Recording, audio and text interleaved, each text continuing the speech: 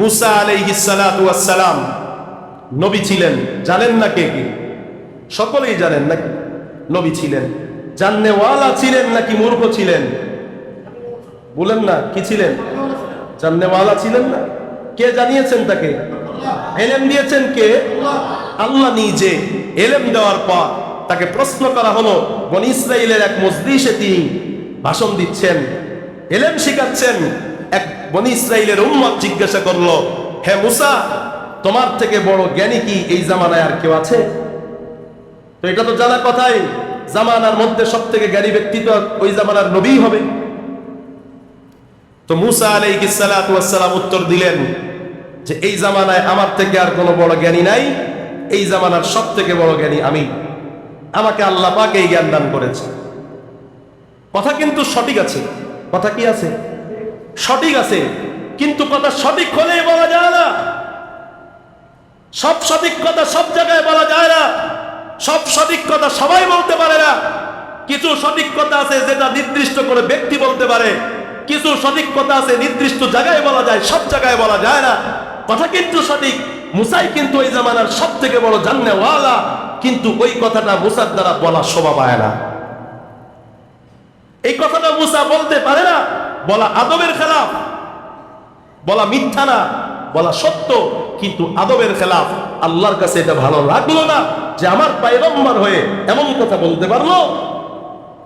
তার তো বলা উচিত ছিল, আল্লাহ পাকই ভালো জানেন আমার থেকে বড় কোনো ব্যক্তি এই জামানায় আছে কিনা। আল্লাহ পাক তাকে জানাইলেন ওহীর মাধ্যমে, হে মুসা, তোমার থেকে বড় জাননেওয়ালা ব্যক্তি এই জামানায় আছে। পরেশান হইয়া গেলেন, কে আছে এই জামানায় আমার থেকে জাননেওয়ালা এমন ব্যক্তি? আল্লাহ পাক বললেন যে কিছু কোয়ালিটি মেনটেন করে, কিছু পদ্ধতির মাধ্যমে তুমি তার সাথে মোলাকাত করতে পারবা। এত সহজেই তার সাথে তোমাকে আমি মোলাকাত করতে দিচ্ছি না।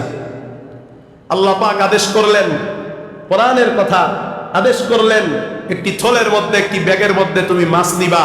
ওই মাছ নেবার পর তুমি সমুদ্রের মাঝে চলাচল শুরু করবা।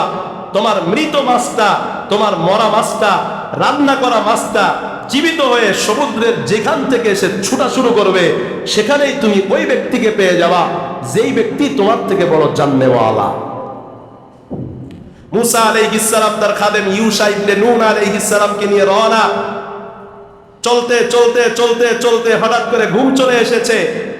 যখনই মাত্র ঘুম চলে এসেছে, সঙ্গে সঙ্গে মাছটা, রান্না করা মাছটা জীবিত হয়ে সমুদ্রের মাঝখানে সুরঙ্গ পথ করে বের হয়ে চলে গেছে। সুবহানাল্লাহ! এটা কার কুদরত? আল্লাহর কুদরত। চলতেছে চলতেছে হঠাৎ করে ঘুম ভাঙছে, এই ঘুমাই গেছি। হঠাৎ করে খাদেম দেখে থলের মধ্যে মাছ নাই। মুসা পয়গম্বর বলে, মাছ কোথায়? মাছ তো আর আগেই হারিয়ে গেছে। তো মাছ যেখানে হারাবে সেখানেই তো আমাদের গন্তব্য, এত দূর চলে আসলাম কেন? আবার ফিরে আসতেছে, মাছ যে সুরঙ্গ করছে ওই জায়গায় খালি হয়ে গেছে, ওই জায়গায় আর পানি চলে না, ওই জায়গাটা পানি বিহীন শূন্য একটা সুরঙ্গ হয়ে গেছে। ফিরে এসে ওই জায়গাটা পেলেন, পাথর দেখলেন, সেখানে দেখলেন দাঁড়িয়ে আছে হযরতে খিজির বা হযরতে খাজির আলাইহিস সালাম। তাকে দেখলেন, দেখুন কত বড় জাননেওয়ালা। তিনি বলতেছেন, তুমি কে? বলে, মুসা। ভাই, তুমি কি সেই বনী ইসরাইলের নবী, সেই মুসা? হ্যাঁ, আমি সেই মুসা। কেন এসেছো? আপনার সাথে মোলাকাত, আপনার থেকে ইলম শিখতে এসেছি। হযরতে খাজির বলে, তুমি আমার কাছ থেকে শিখতে পারবা না। কেন পারবো না? বলে, তুমি ধৈর্য ধারণ করতে পারবা না। ছাত্র সবাই হতে পারে না, ছাত্র হওয়ার যোগ্যতা লাগে। তুমি ধৈর্য ধারণ করতে পারবা না। ইনশাআল্লাহ আমি ধৈর্য ধারণ করতে পারবো। মুসা আলাইহিস সালাম বলেন, আমি লম্বা ঘটনা সংক্ষেপে বলতেছি। মুসা আলাইহিস সালাম বলেন, আমি পারবো ইনশাআল্লাহ, আপনার সাথে আমাকে নিয়ে নেন না। সাথে নিয়ে নেওয়া হলো। চলতে চলতে চলতে, অনেক বড় জাননেওয়ালা নবী, কিন্তু চলতে চলতে চলতে চলতে হযরতে খাজির আলাইহিস সালাম নৌকায় চড়লেন। নৌকায় ফিরি ফিরি মুসা এবং খাজির আলাইহিস সালাম সহ তাদেরকে পার করে দিল। যেই ব্যক্তিটা ওই নৌকাটাই ছিদ্র করে দিল। ছিদ্র যখন করে দিল, মুসা আলাইহিস সালাম বলে, আপনি তো খারাপ কাজ করলেন। পারিশ্রমিক ছাড়া নৌকা আপনাকে পার করে দিল, আর আপনি তার ক্ষতি করলেন। তার নৌকাটা এখন ডুবে যাবে, আপনি তার নৌকাটা ছিদ্র করতে পারলেন? হযরতে খিজির আলাইহিস সালাম বললেন, আমি না বলেছি তুমি আমার সাথে পারবা না, ধৈর্য ধারণ করতে পারবা না? তোমাকে আমি বলেছিলাম আমি ব্যাখ্যা দেওয়ার আগ পর্যন্ত তুমি ব্যাখ্যা জানতে চাবা না। আমি তোমাকে ব্যাখ্যা দিব, যত প্রশ্ন আছে ব্যাখ্যা দিব, কিন্তু তুমি প্রশ্ন করবা না। এখানে আদব শেখানো হয়েছে, যেখানে সেখানে যে কোনো উদ্দেশ্যে আগে আগে জানবার জন্য ইমামকে, আলেমকে, নবীকে অতিরিক্ত প্রশ্ন করা যায় না। ইমাম যখন বলবে জানাবে, নবী যখন জানবেন জানাবেন, তখনই জানতে পারবেন। যত্র তত্র প্রশ্ন করাও এটাও বেয়াদবি, যেখানে সেখানে প্রশ্ন করা যায় না। আরো সামনে চলতেছেন, সামনে চলতে চলতে চলতে চলতে সুশ্রী একটা সুন্দর বালক পাইছে, দেখাই হেটারে হত্যা করে ফেলছে। আপনি তো একটা নিতান্ত খারাপ কাজ করলেন, এত সুন্দর ছেলেটাকে হত্যা করে ফেললেন, এটা কি কোনো কথা হইল? হযরতে খিজির বলে, আমি না বলেছি তুমি পারবা না? কেন প্রশ্ন করলে? তোমাকে না বলেছি আমাকে প্রশ্ন করা যাবে না? যাও তুমি, তোমার আর আমার সাথে নিব না। আবার মাফ চায়, হযরত মাফ করে দেন, আর আপনাকে কোনো প্রশ্ন করব না, আমাকে একটু সাথে নেন না। আবারও চলতে চলতে রওয়ানা। এবার গিয়ে দেখে যে কি হয়েছে। এক বাড়িতে গিয়ে খানা চেয়েছে, খানা দেয় নাই তারা। না, খানা দিতে পারবো না। তাই মুসাফির মানুষ, পেটে ভুক লাগছে, একটু খানা দেন, আপনারা আমাদেরকে মেহমানদারি করেন। না, আমরা খানা টানা খাওয়াইতে পারবো না। যারা বললো খানা টানা খাওয়াইতে পারবে না, এরা তো উপকার করলো না। যে উপকার করলো না, তাদের বাড়ির একটি দেওয়াল এটা ভেঙ্গে যাচ্ছিল, এটা ভেঙ্গে চুড়ে পড়ে আছে। হযরতে খিজির আলাইহিস সালাম হাত দিয়ে সেগুলো ধরে পাচিরটাকে সুন্দর করে, বাড়ির দেওয়ালটাকে সুন্দর করে দিয়ে আসলেন। মুসা আলাইহিস সালাম ধৈর্য ধারণ করতে পারে না, বলেন, হ্যাঁ খিজির, আপনি এটা কি করলেন? আপনারা খানা দিল না, আপনি তার এরকম উপকার করলেন, তার বাড়ির দেওয়াল ঠিক করে দিলেন।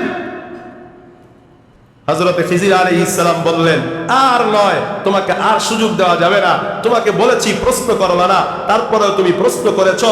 তুমি যা জানো সেই ইলম আল্লাহ তোমাকে দেন নাই, কিন্তু আমাকে আল্লাহ পাক এমন ইলম দিয়েছেন যেই ইলমটা তুমি জানো না।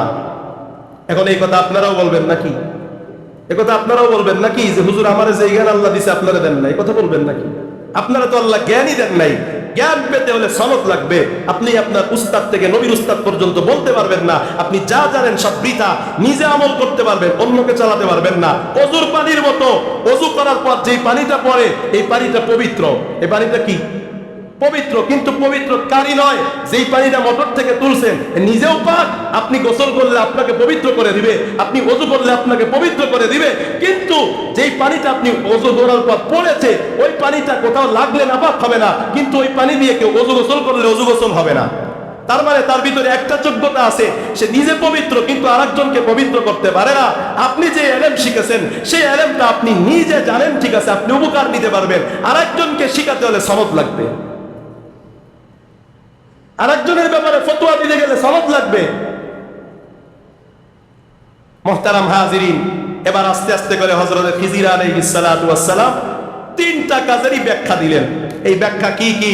সময় অনেক গড়িয়েছে, ইনশাআল্লাহ আগামী সপ্তাহে মুসা খিজির আলাইহিস সালাম যে তিনটা কাজ করলেন, মুসা আলাইহিস সালাম কি প্রশ্ন করলেন, এই প্রশ্নের জবাবে হযরত খিজির কি বললেন, কি উত্তর দিলেন, এ ব্যাপারে আগামী সপ্তাহে আলোচনা হবে ইনশাআল্লাহ।